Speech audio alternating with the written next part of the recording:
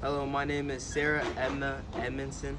In the Civil War, spies passed on all sorts of information regarding the armies of the enemy. They told troop numbers, numbers of the soldier, and the conditions of the enemy army. This type of information could make the difference between winning and losing a battle. It allowed generals to know when and where to attack, or if they should just retreat. I was born in New Brunswick, Canada in December of 1841. My father was a farmer who had been hoping for a son to help him with the crops. As a result, he resented me and treated me badly.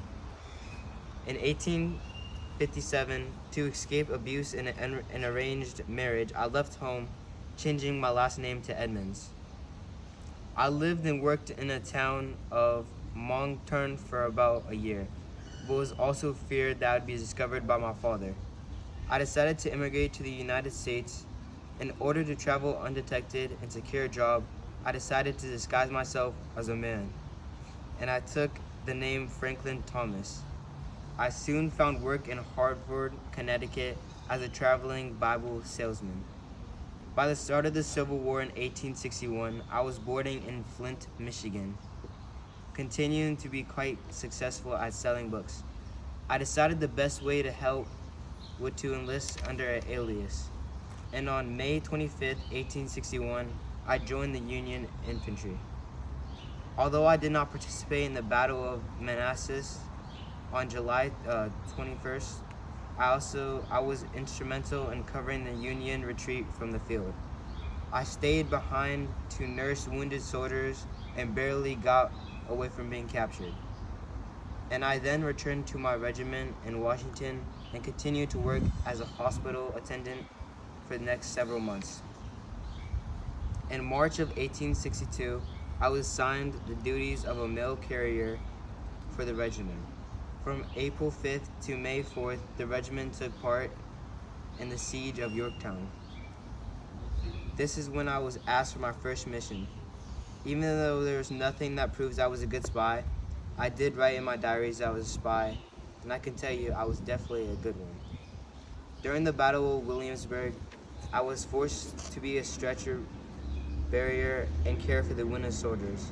In the summer of 1862, I was continuing my role as a mail carrier, which I often had journeys of over 100 miles through territories inhabited by dangerous bushwhackers. My regiment had seen action in the Battle of Fair Oaks and Malvern Hill, where I acted once again as a hospital attendant tending to many wounded. With the conclusion of Peninsula Campaign, I returned with my regiment to Washington. On August 29, 1862, the 2nd Michigan took part in the Battle of the Second Manassas. Acting as a courier, which is like a delivery person, during the battle, I was forced to ride a mule after my horse had died. I was thrown into a ditch, I broke my leg, and suffered many internal injuries. These injuries would plague me for the rest of my life, and the main reason for my pension application after the war. During the Battle of Fredericksburg on December 11th to December 15th, I served as an attendant for my commander, Colonel Orlando Poe. While my regiment did not see much action, I was constantly in the saddle, relaying messages and orders from and to headquarters on the front lines.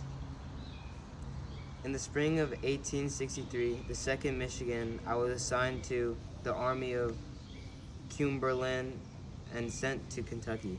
I got malaria and requested a furlough, which they said no to. I didn't want to see a doctor, so I just left. After I got better, I worked as a Christian nurse from June 1863 until the end of the war.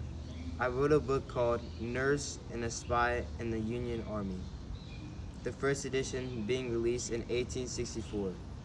With the profits, I sent them to charity. I married Linus Seeley in 1867, and we had 3 children. In 1876, I attended a reunion of the 2nd Michigan, and I was warmly received with my comrades, who helped me in charge of the desertion, which removed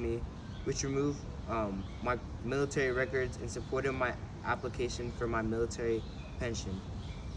After an 8-year battle and an act of Congress, Franklin Thompson, which was my alias, was cleared of desertion charges and awarded a pension in 1884. In 1897, I admitted into the Grand Army of Republic, the only woman member. 1 year later, on September 5th, 1898, I died at home in La Porte, Texas.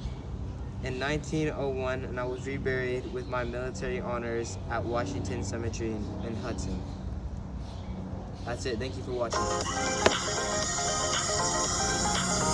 Okay.